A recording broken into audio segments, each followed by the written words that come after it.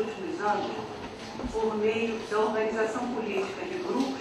que reivindicam o reconhecimento dos territórios que ocupam, como no caso dos povos indígenas e as chamadas comunidades remanescentes de quilombo. A etnicidade para a antropologia refere-se aos aspectos das relações entre grupos que consideram a si próprios e são também considerados por outros como culturalmente distintos, sendo que na linguagem comum atual a palavra etnicidade tem a ver com questões de minoria e relações raciais. De fato, as diferenças culturais adquirem um elemento étnico não como modo de vida exclusivo e tipicamente característico de um grupo, mas quando as diferenças culturais são percebidas como importantes e socialmente relevantes para os próprios atores sociais. Das diferenças culturais podem ser comunicadas ainda por meio de estereótipos, que por sua vez podem ser relacionados com racismo e discriminação.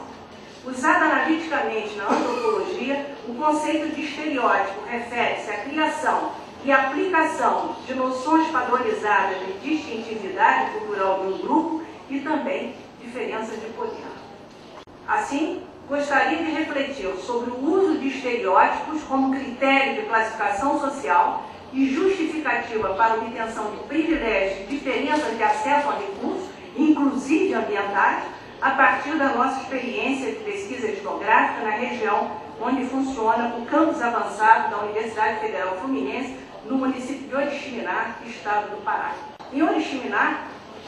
e toda a região do Baixo Amazonas, encontra-se uma população ribeirinha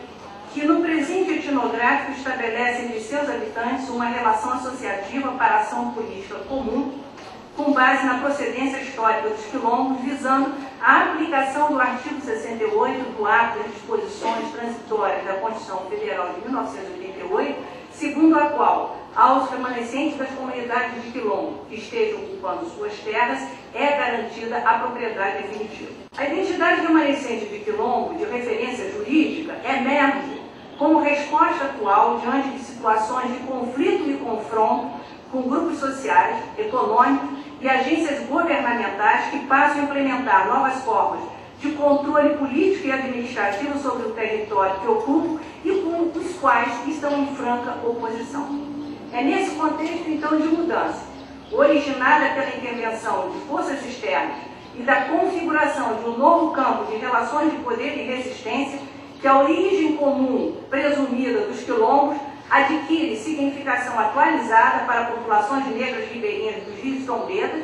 e poderíamos dizer também que para essas populações da Amazonas Tapajós, município de Oriximiná e Santarém, que reivindicam o reconhecimento de direitos territoriais sobre as áreas que ocupam como meio de proteção e redução da vulnerabilidade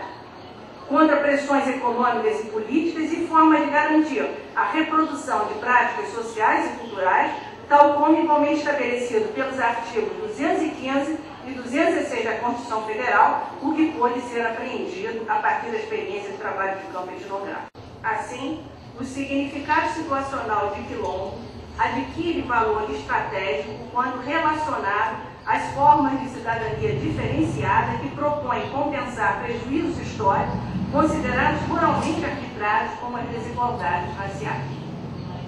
Vou falar agora sobre práticas culturais como transgressões. As populações ribeirinhas remanescentes de quilombo dos rios Trombetas e do seu afluente Aretepuru sempre viveram nos pequenos roçados da pesca, da caça e da coleta sazonal da castanha. Com a decretação da Reserva Biológica do Trombetas em 1979 e da Floresta Nacional de Saracataquera em 1989, com superfícies de 385 mil hectares a primeira e 426 mil hectares a segunda,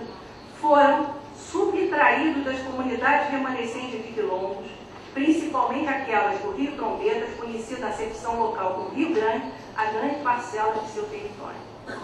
Em todas as comunidades remanescentes de quilombos do Trombetas que visitamos durante o trabalho de campo, ouvimos testemunhos a propósito dos episódios em que se consideram humilhados, tratados preconceituosamente pelo estigma da raça e externo, seus pontos de vista sobre a condenação a que se veem vitimados por um poder que age sobre eles de modo coercitivo e segundo os relatos extralegais. Nas comunidades remanescentes de quilombos do Trombetas, passaram a realizar as escondidas, como dizem, as atividades econômicas de sustento, principalmente a pesca, fonte principal de alimento, submetendo-se, contudo, aos rigores das sanções quando são surpreendidos pela fiscalização dos agentes do IBAMA. As penalizações infligidas consistem invariavelmente na perda de todos os apetrechos de pesca, inclusive a canoa, imprescindível à vida no rio, da espingarda que costumeiramente carregam nessas circunstâncias, sendo-lhes confiscado ainda o suprimento de alimentos que tenham sido obtidos. Os episódios de conflito entre membros das comunidades remanescentes quilombos e o corpo especializado do IBAMA, que faz uso inclusive da força policial do Estado, circulam através de uma extensa rede de comunicação social que abrange as comunidades negras do Trombetas e dos afluentes Eretecuru-Puminá. Obedece essas situações de conflito a determinado padrão de ocorrência, em que o preconceito racial e a estigmatização dos negros emergem no intercurso da própria ação coatora contra eles. Os eventos assumem então um aspecto dramático e são contados com testemunhos de comunidades inteiras reunidas, homens, mulheres, crianças, como ocorreu por ocasião do meu trabalho de campo etnográfico, principalmente no período entre os anos de 1992 e 1995.